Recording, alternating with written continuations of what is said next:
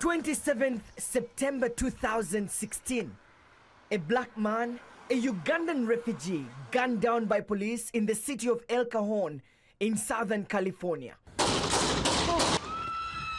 The police did it again, y'all. They shot another unarmed black person.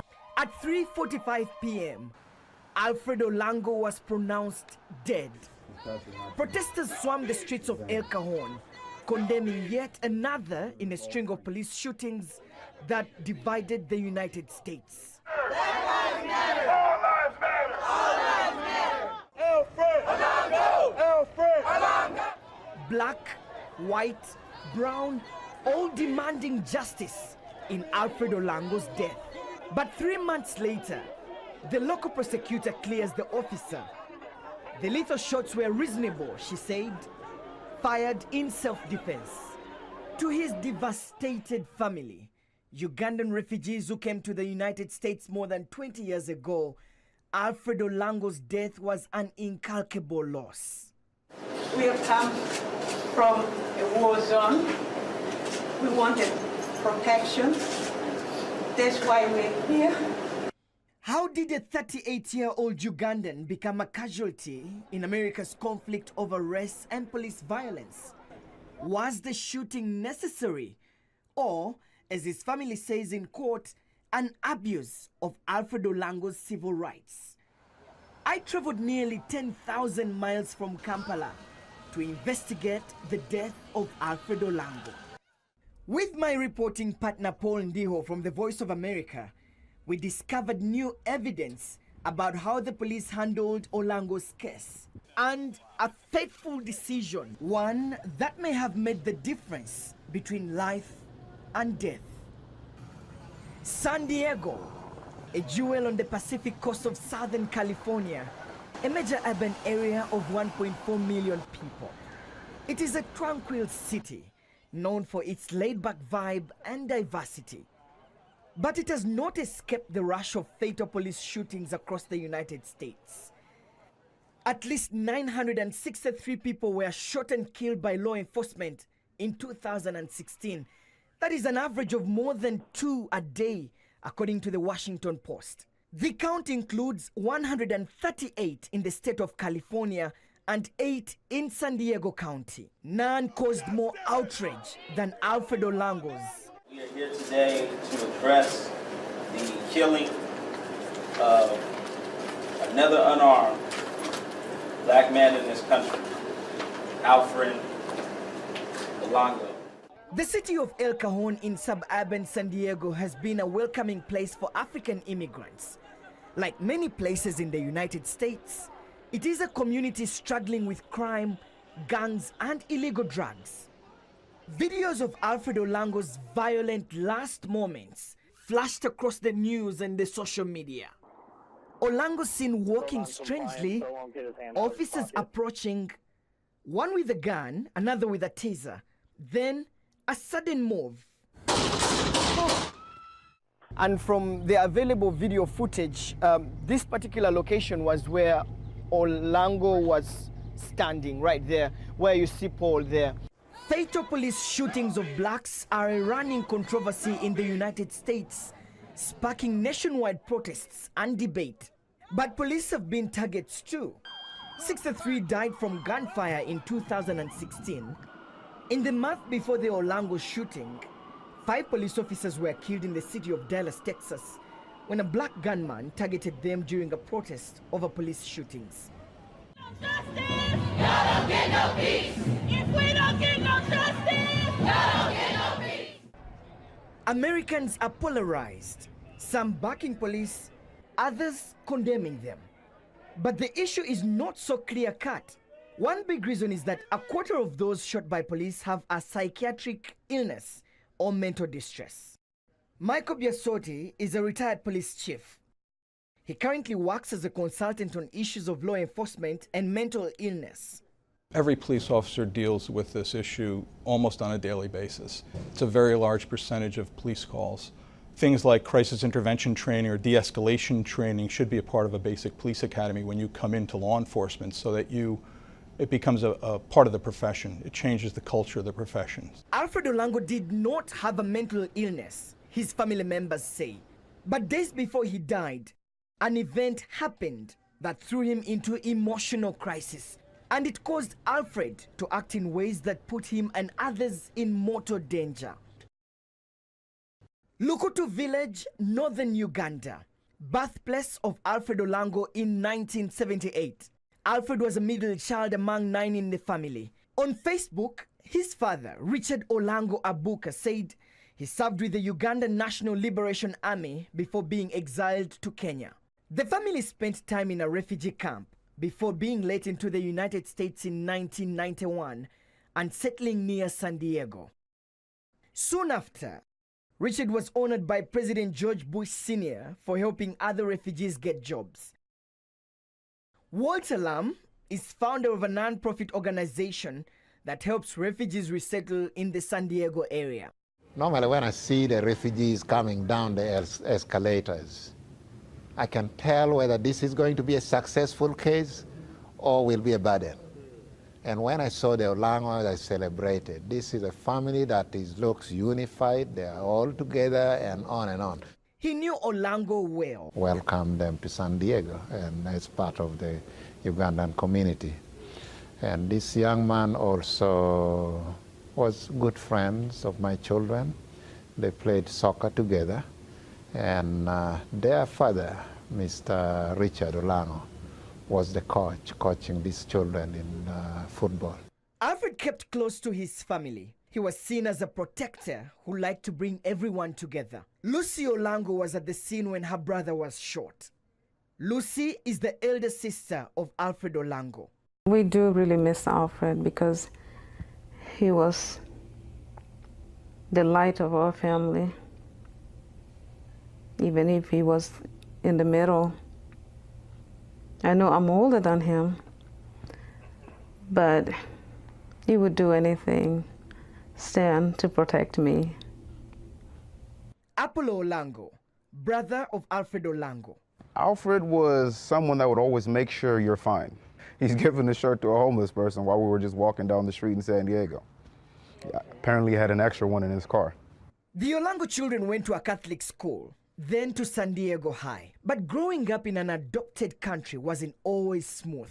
Alfred tumbled into a string of run-ins with the law. At age 17, convicted for taking a car without consent. At 20, a felony for receiving stolen property. 2 driving under the influence convictions followed. And in 2001, another for selling drugs. Then, one night in 2005, police in the state of Colorado stopped his car for tinted windows. They found a small amount of illegal drugs and a handgun. Alfred spent 3 years in prison.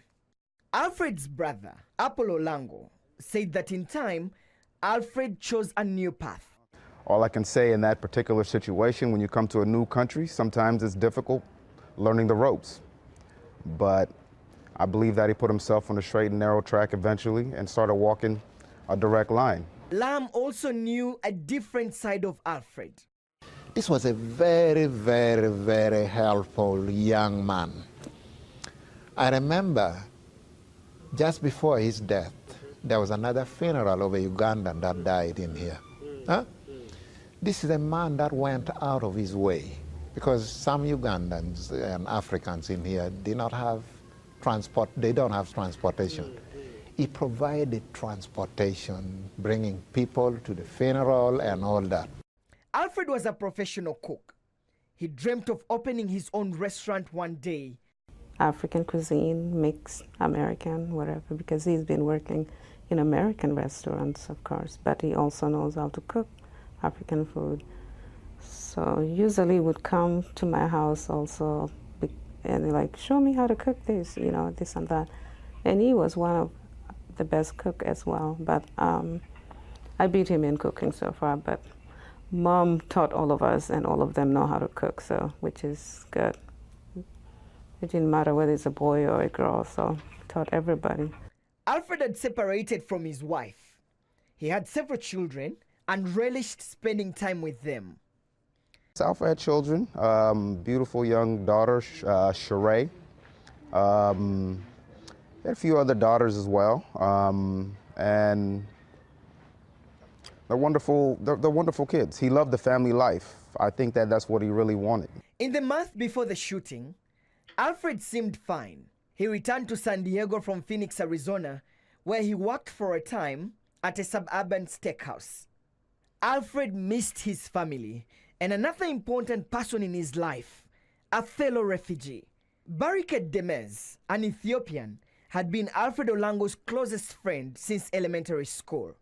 Barricade was actually he was a great friend to the entire community, a young man, Ethiopian. He actually was involved in an assault where he became paraplegic and lost the use of his limbs below his waist. And life had become very difficult for him. Alfred's best friend had problems. A friend of Barricade's, Jamal Mohammed, said Barricade was in turmoil over his health and a relationship. He was a guy who was very active, and all of a sudden he transitions into being in a wheelchair. It hits him hard. He was a regular around Alfred's family. He had hung out with his friend Barricade, and even took him and drove and went to my mom's place, and they hung out together and things like that.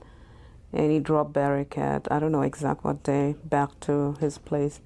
And then Barricade committed suicide, and he was just so devastated. They were so close. That affected him in a very, very negative way. I called him, I asked him what's going on with Barricade. He said, Apollo, he's gone. And I could hear that it really hurt him. The two made plans to meet. I was actually on my way to Uganda. I was going to be heading back to visit some family and whatnot. And he said, Apollo, I could use some gas money. So I sent him some money to Western Union. And a few hours later, my phone just starts ringing out of control. What's going on in the news? What's going on in the news? Is that Lucy in the news? What's going on? And all I know is that I sent him money to come pick me up so we can go to the airport the next day. We were going to spend some time together and go over exactly what went on so I could just be there for him. That's really what I wanted to do. But he never made it. Breaking news. Angry crowds growing as we work to figure out why El Cajon police were forced to shoot a black man. Live there with reaction from witnesses to the shooting. The police killing of an unarmed black man, Alfred Olango. On the day of the shooting, Alfred Olango showed up at his sister Lucy's apartment. She woke up to let him in. Alfred was confused and scared. He told her people were after him and that he hadn't slept for 2 days. So, at 12:57 p.m., Lucy called for help. Lucy dialed the 911 emergency number for police.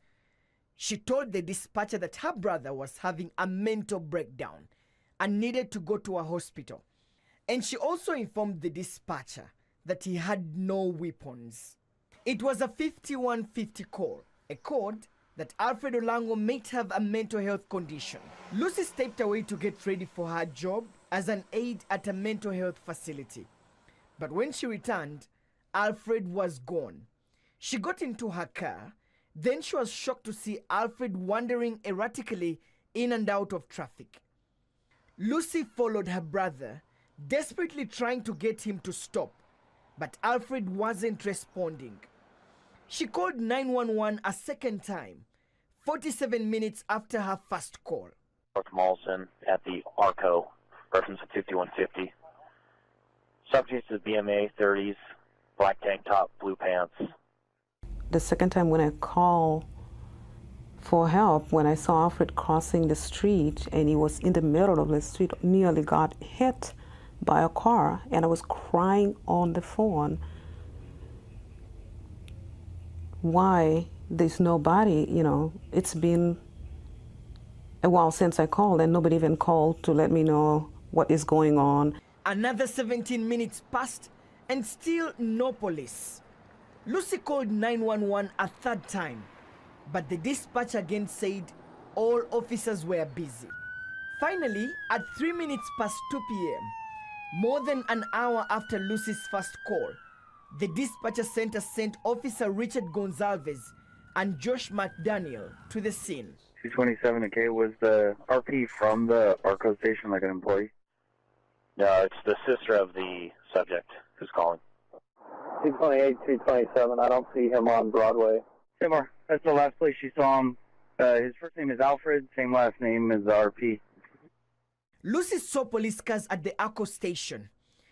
She approached Officer Gonzalez. I met him and told him my brother is not armed.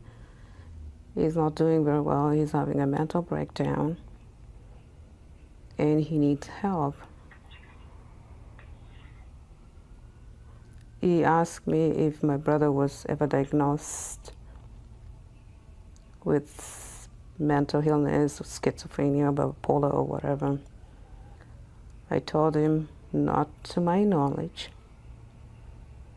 And I was done with him, and then he drove and went to the side looking up for Alfred. Gonzalez drove to a mall across Broadway next to Pancho's restaurant.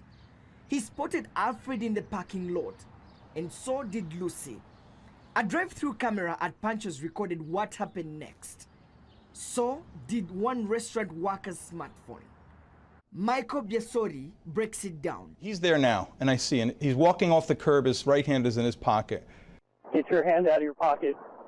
Still non-compliant, still won't get his hand out of his pocket. The sister is yelling, and she's in this picture now, the same thing.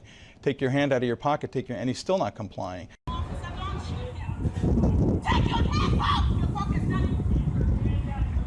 So I'm pleading there, Alfred, please raise your hand, raise your hands, please don't do stupid stuff. Raise your hands up. He wasn't processing, and the officer continued to say, raise your hands, raise your hands. Of course, made Alfred more agitated. So we're asking him in a split second to make the judgment. He's gambling with his life that that's not a firearm. Shots fired. 833 Broadway, rear of the taco shop. Do you have somebody you could call? For help, not for you to guys Yeah, come I think she's just still in shock. So The object Alfred Olango pointed at Officer Gonzalez turned out not to be a weapon. It was a vape pipe for electronic smoking. After Lucy Olango's first call for help, El Cajon police took more than an hour to arrive. But only minutes later, Alfred Olango was shot 4 times. In the aftermath, crowds gathered, some demanding answers. That evening, police provided one. From the cell phone video, they released a still photo they said explained the shooting. El Cajon Police Chief Jeff Davis. At one point, the male rapidly drew an object from his front pants pocket, placed both hands together on it, and extended it rapidly towards the officer, taking what appeared to be a shooting stance. Later, an autopsy report said Alfred had trace levels of alcohol and cocaine in his system.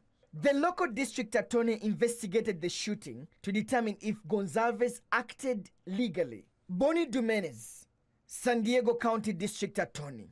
After carefully reviewing the facts, the evidence, and the law, we've determined the officer's use of deadly force was reasonable under the circumstances, and he bears no criminal liability for his actions.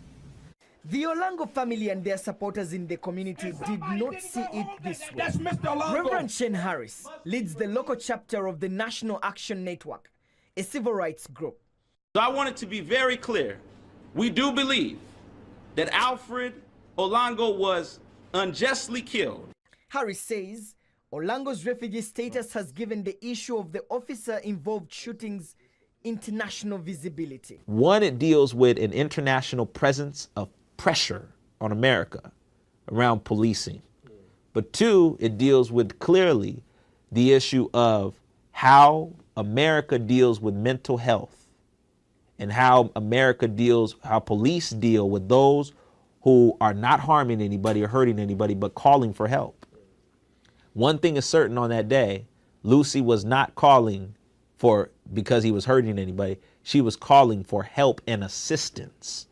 We're hoping that people who come to this country, refugees, are treated with help that they're seeking. They come here seeking peace and protection. It's been tough.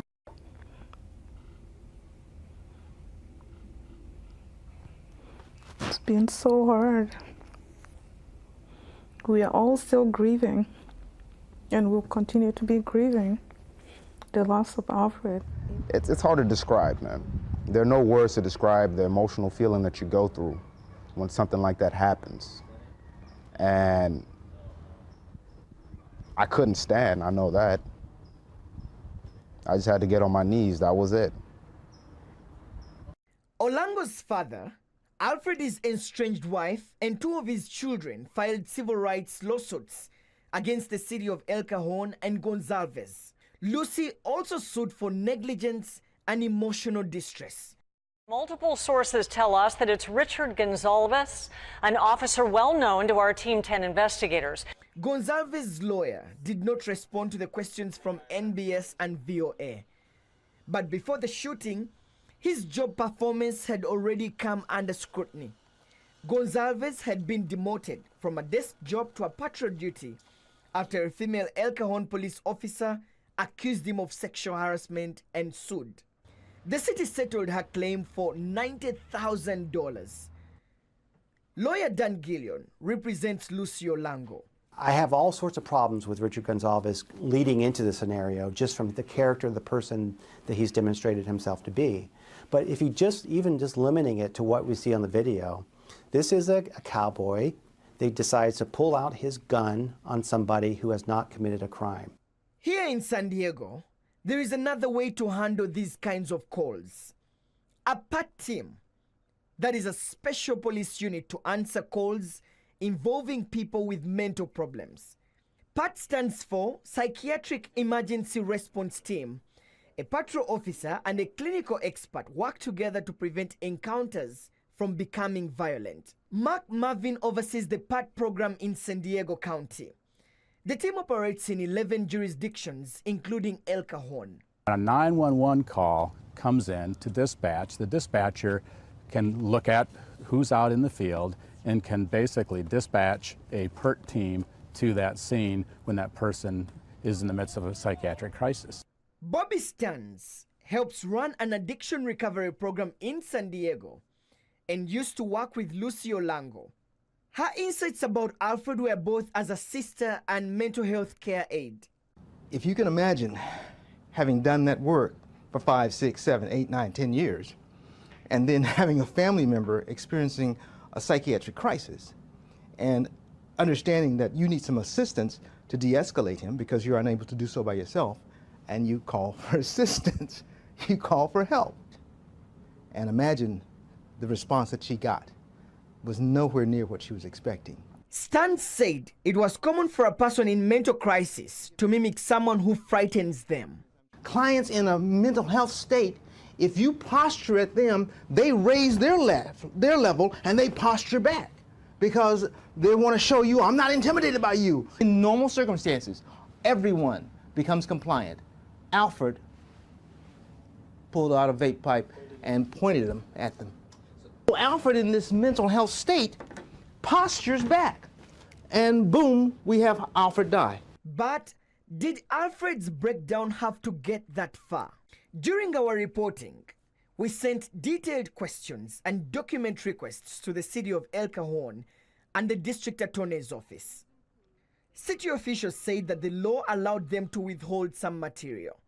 They said that the pending family lawsuits prevent them from discussing the shooting. But do you think the shooting was justified for Olango? Well, you as a police officer. So you're getting into questions again that I can't get into because of litigation.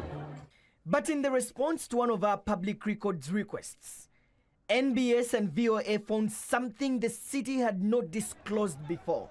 It was a summary of activity by police dispatchers the day of the shooting, and it revealed a critical decision.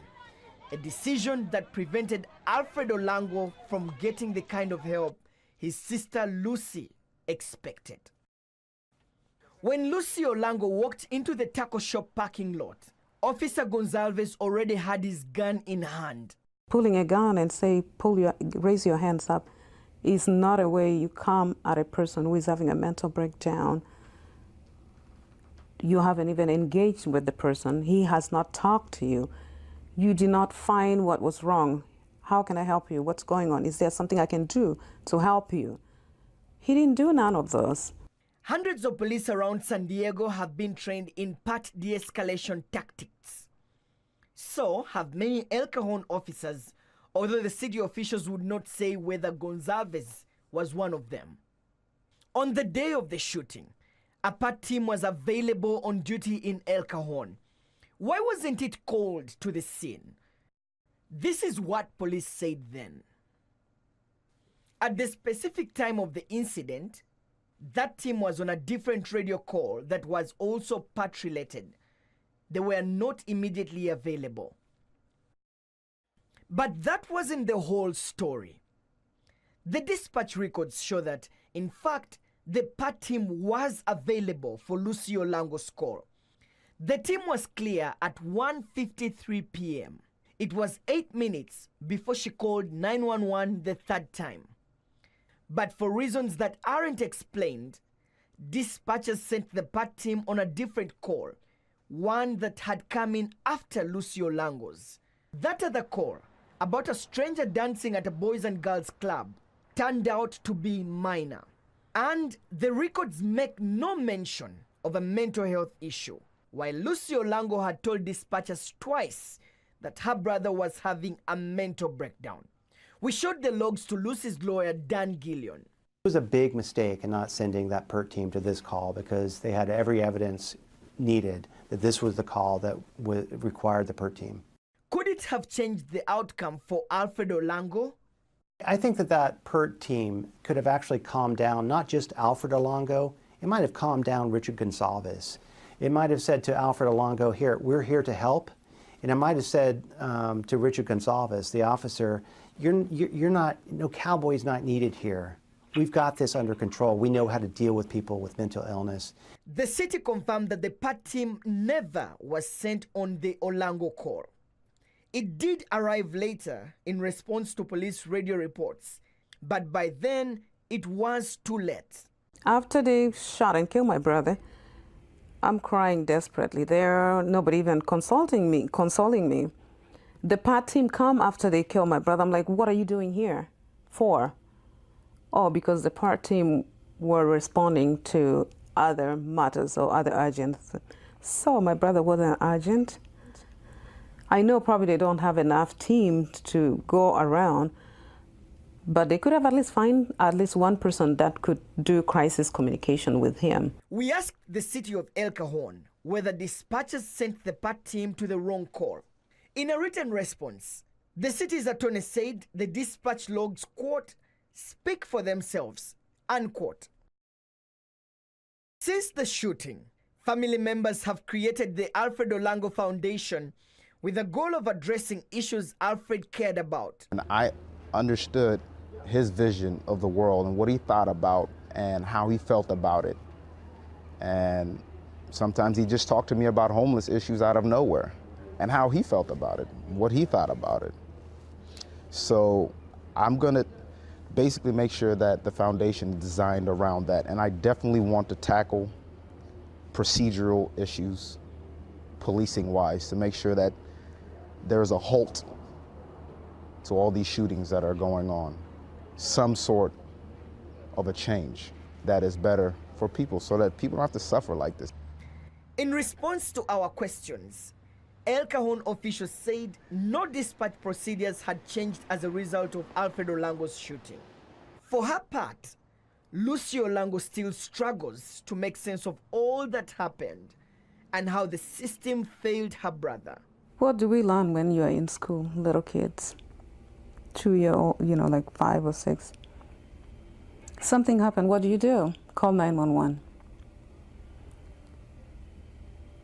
Things have changed a lot.